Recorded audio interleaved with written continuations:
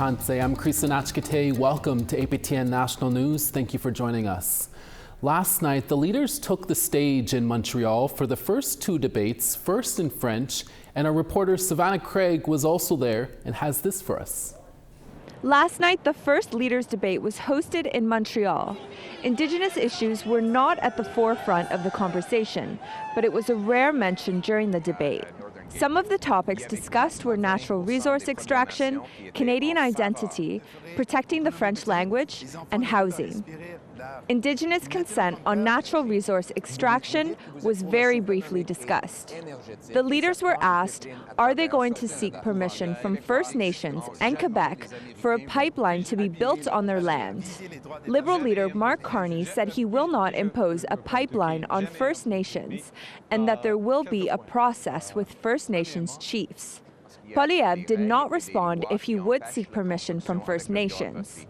APTN News attended two of Poilievre's press conferences this week to ask if he will be requesting consent from First Nations before fast-tracking on a national energy corridor. Both times we were told there was not enough time for our question, but we would be added to the top of the list for the next press conference. But we have not been able to ask a question yet. More to come on tonight's coverage of the English debate on APTN News. Savannah Craig, APTN National News, Montreal. And a reminder, we will have extensive coverage tonight of the final leaders debate coming up right after the APTN National News. Dennis and I will be live at 6:30 p.m. Eastern Time for a special Decision 2025 pre-debate show. We'll be joined by Pam Palmater, Jennifer Leywitz, and Cam Holmstrom to cue up the debate. We'll also have a half-hour post-show following the debate at 9 p.m. Eastern Time, and our APTN Languages channel will present the show in Plains Cree at the same time. The English language debate will then re-air on APTN Languages in Inuktitut and Anishinaabe. It's a riding that covers roughly 3/4 of Manitoba. Churchill Kiwatanuk Aski is one of 36 of the Assembly of First Nations says is a swing riding. A candidates debate was held in the northern Manitoba city of Thompson on Tuesday night, hosted by 3 First Nation political organizations. APTN's T.R. Whitley has this report. Starting in prayer by Marie Ballantyne, this candidates debate in Thompson, Manitoba was live-streamed in hopes of drawing more voters to the polls. The Churchill Kiwatanuk Aski riding spans 42,000 kilometers and 60% of its residents are First Nations people. Kiwatanuk Aski, northern land, that's what that means. Our people, we have a spiritual connection to the land. That's Walter Wastesikut sharing a traditional teaching. He's the Grand Chief of the Kiwet'en Tribal Council. In March of 2023, our 11 nations declared a regional state of emergency. Of the 11 reserves in KTC, 7 are fly-in only. Wastesikut says they are in dire need of basic living needs, more housing, clean water, and affordable food, and that all are affected by an alcohol and drug abuse crisis. His counterpart, Grand Chief Garrison Sati of Manitoba Kiwetanui Ugabaganak, adding this is a critical time for northern Manitoba. Words. We need more than just rhetoric. We want to see action. We want to see transformation in our north, in the areas of health, child welfare, public safety, policing, and education. Those are very critical, and we need to see investments in the north. The riding's been held by NDP Nikki Ashton since 2008. Amongst her victories, Ashton has helped in getting a health centre in Cross Lake, a hospital in Norway House, and has always backed the family of Jordan River Anderson, first to get Jordan's Principle started, and then just last year she helped draw attention to the backlog and the cutbacks to the program. An issue that was front and center where both the NDP and Liberal candidates came to the table towing their party lines. But I think we also need to be clear that it's the Liberals that have cut Jordan's Principle, right? So in the last budget, the Liberals tried cutting $7.6 billion from Indigenous services, and the biggest chunk was to Jordan's Principle. Since 2016, over $8.1 billion has been invested through Jordan's Principle. So this has resulted in approvals of more than $7.8 million of products, services, and supports for First Nations. The 2-hour debate was a back and forth between the two, with moderators and chiefs in attendance asking questions. The other two candidates in the riding, Lachlan Dinardi with the Conservatives and Dylan Young with the People's Party of Canada, did not attend and sent their regrets. Now, during the debate, there were many comments from the other candidates, as well as some of the chiefs, and even on the live chat, talking about their no-show. Many say that they weren't surprised or even bothered that the two didn't attend, as the riding is generally a two-way race between the NDP and the Liberals. Another big issue that came up multiple times, getting an all-weather year-round road up the east side of Lake Winnipeg. Right now, the only road access for the 10,000 people in the area happens in the winter for 6 weeks of the year. Ashton said this jeopardizes lives during emergencies, using the example of having to rely on the armed forces to evacuate and fly out over 3,000 members from Bonabonabee Cree Nation in one day last summer because a wildfire got too close. Things could have been much different if people had the opportunity to evacuate on their own, and we know that things can and should be much different for people living on the east side and in remote communities, including in the far north, Brochet, Lac Brochet to Dooley Lake. Chartrand says the Liberals remain committed to infrastructure such as the all-weather road and putting more money into the Port of Churchill and the rail line that leads to it. So we need to make sure we move forward, and you have to make sure you do that with a party that's actually going to be in government. The NDP will never be in government federally. So the last election in 2021, Chartrand didn't run.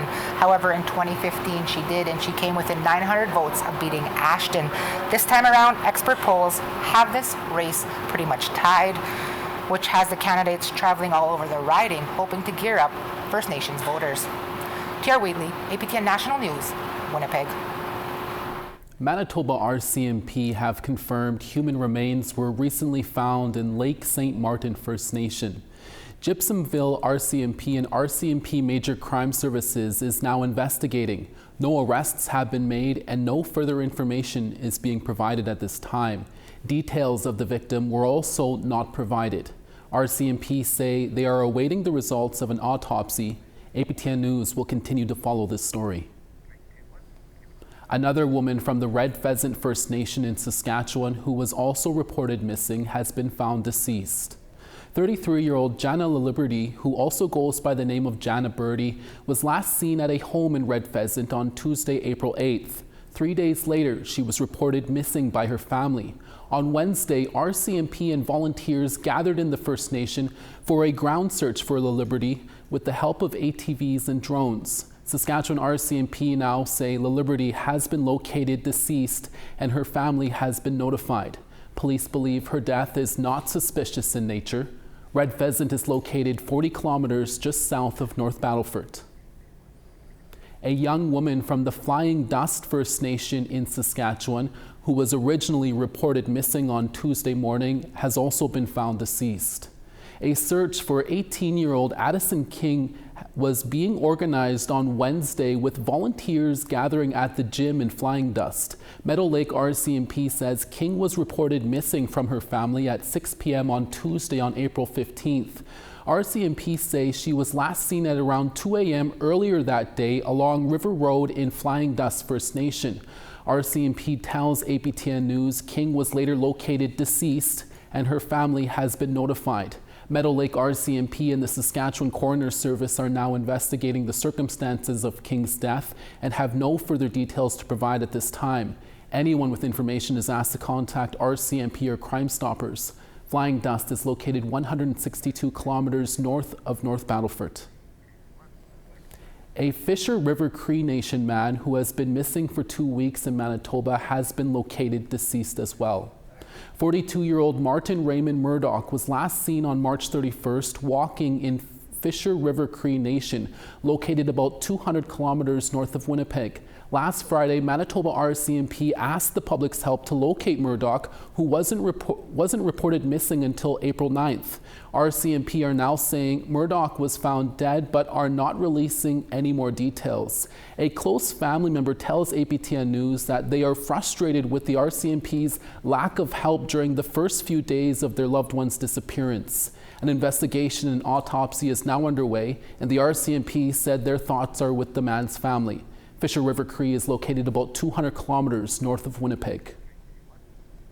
Manitoba and Nunavut are teaming up. We'll tell you why when we come back. Stay with us.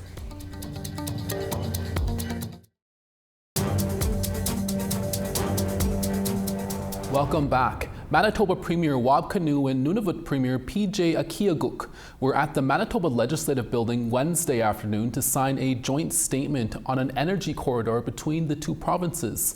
Last Monday, Manitoba announced it would send 50 megawatts of hydropower redirected from the U.S. to Nunavut through the proposed Kivalliq Hydro Fiber Link. The 1,200-kilometer line would bring renewable energy into 5 communities in Nunavut. The provinces say it will allow them to get off diesel power and boost economic activity, including trade, in the region. The project was spearheaded by the Inuit-led Nukik Corporation. If all goes as planned, the project could bring hydro to Nunavut by 2032. Nunavut and Manitoba are now calling on the federal government to support the project. Akiaguk said the transmission line will support Nunavut's transition to greener energy. It's been great to see Inuit-led initiatives such as this one with the Kivalliq Hydro Fiber Link bring a potential solution to our challenge that we see. We all want to transition to the green energy around. When we talk about climate change, we are the first to see it. We are the first to feel it, and there's no more urgency than the one where we do want to transition to it. So right now, the power to 5 of the 7 Kivalliq communities has been identified with this particular project, but others we are continually working on exploring. A 2-day summit was recently held by the Southern Chiefs Organization on Long Plain First Nation territory in the outskirts of Portage la Prairie. Notably, SCO Grand Chief Jerry Daniels renewed his oath of office. Last week, Lake Manitoba First Nation Chief Cornell McLean told APTN News that a motion asking Daniels to renew his oath of office was approved at a private Chiefs meeting in January.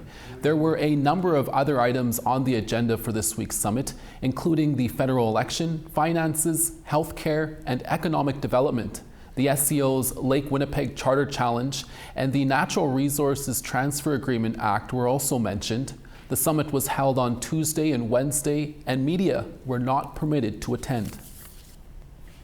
As the Alver fishing season continues in the Atlantic region, a Mi'kmaq harvester is now prohibited from being within 200 meters of any river in Nova Scotia after he was arrested for obstruction and assaulting fisheries officers. But as APTN's Angel Moore reports, he claims that is a violation of his inherent right to harvest.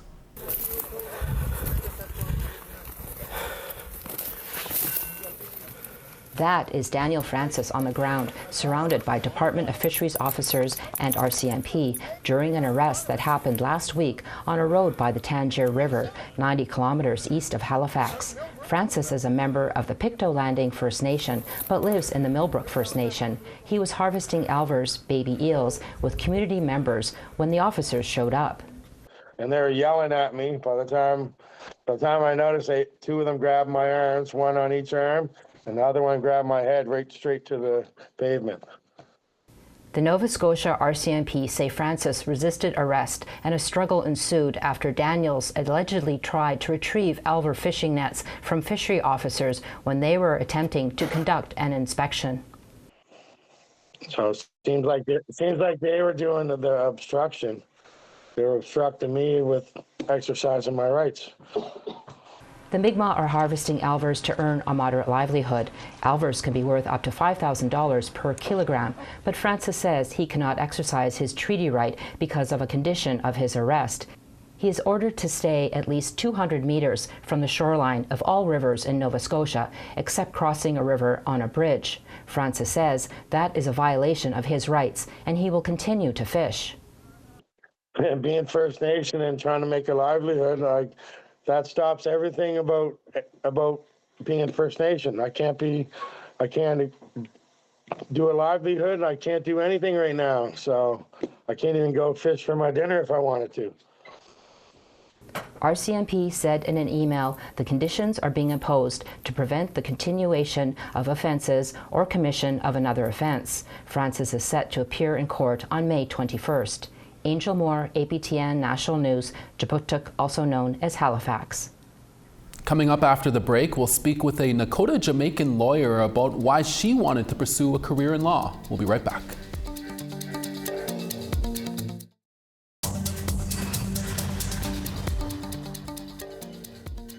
Starting on the east, St. John's 11, Charlottetown 8. Cartwright 6, Happy Valley Goose Bay, rain in 5. Sunny and Gaspé at 2, Quebec City 2. London 11, Sault Ste. Marie -2 and sun. Big Trout Lake -1, Sioux Lookout 2. Puckatawagan -5, Thompson -5. Winnipeg 6 and sunny, Barons River partly cloudy and 3. Saskatoon 0, Yorkton 2. Buffalo Narrows sunny and -5, La Ronge -6. Showers in Peace River at 21, Fort McMurray 13. Red Deer 9, Calgary sun and 16. Kamloops 21, Campbell River 18. 16 in Smithers, Dees Lake 12.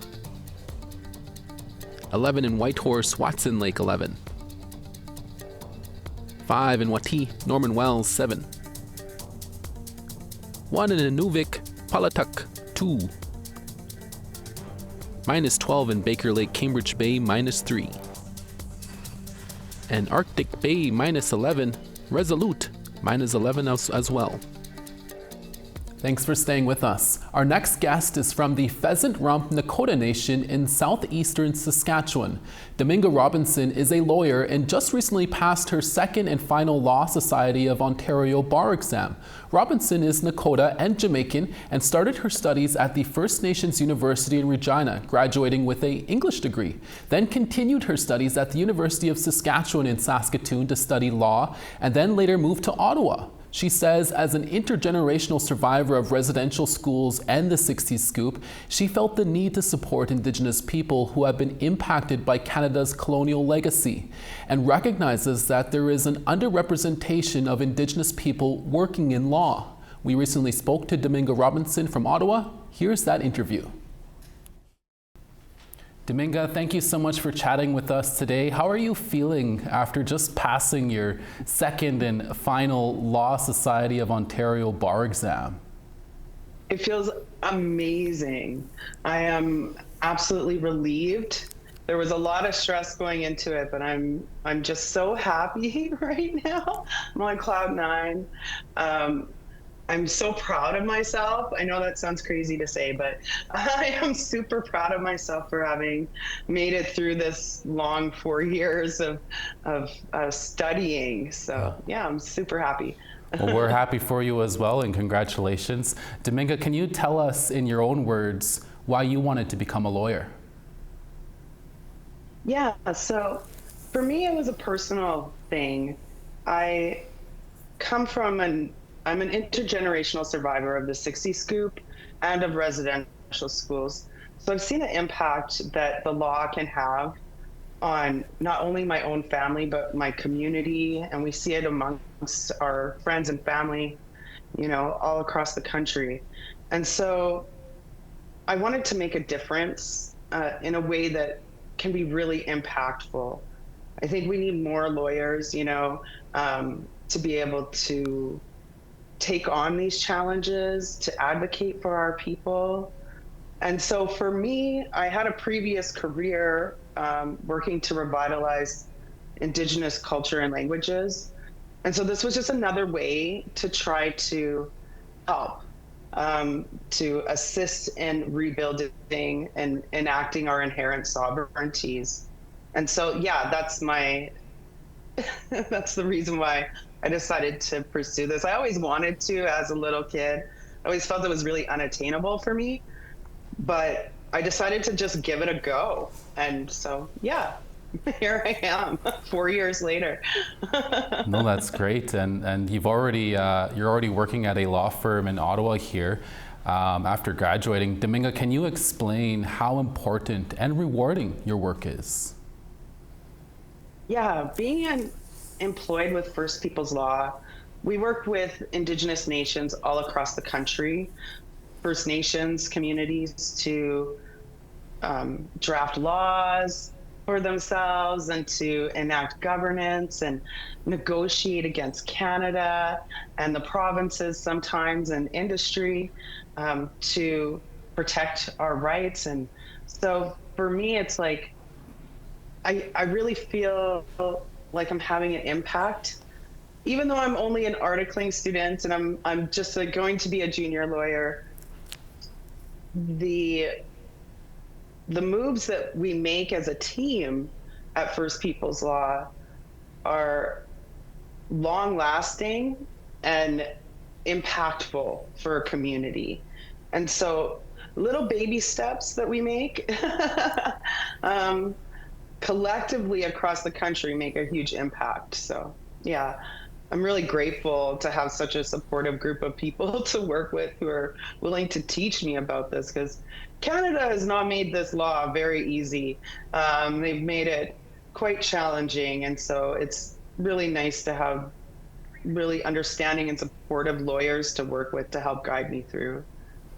Oh, that's good to hear. And Dominga, what's your message to other young Indigenous students out there who may be thinking of becoming a lawyer one day? Oh, go for it. Follow your dreams. Trust your heart. You know, we need so many more Indigenous lawyers out here. Our voices are important. We need to be in these spaces carrying the messages of our community, carrying the messages of our traditions and our values and our culture. So don't be afraid. I know it can be scary, but you can definitely achieve this. If I can do it, anybody can do this, because I came from, I came from a hard knocks background, you know, and really had to work hard to get where I am. And if I can do it, anybody can. And I really, really, truly believe that it's so important that we get more and more Indigenous lawyers into these spaces. So, yeah. Finally, Dominga, really quickly, do you have a shout out back to your family back home in Red Pheasant, Regina? Pheasant rump. Pardon me, pheasant rump. Yes, we get mixed up all the time. Yeah, I want to say, you know, thank you so much to my family and friends, you know, for supporting me. I really couldn't have done this without the support and love of everyone. Pinamaya, to all of my relatives and my community for the love and support to get me through this. So yeah, I hope to pay it back someday. Dominga Robinson, we'll have to leave it there. We wish you all the best on your career, and thank you so much for chatting with us today. Yeah, thank you so much, Creason. And that's your daytime newscast for this Thursday, April 17th. We're back again for your evening newscast in a few hours, and followed by a special pre-debate show with special guests. Please join us then. From all of us at APTN HQ in Winnipeg, thank you for watching, and we'll see you again. Excellent.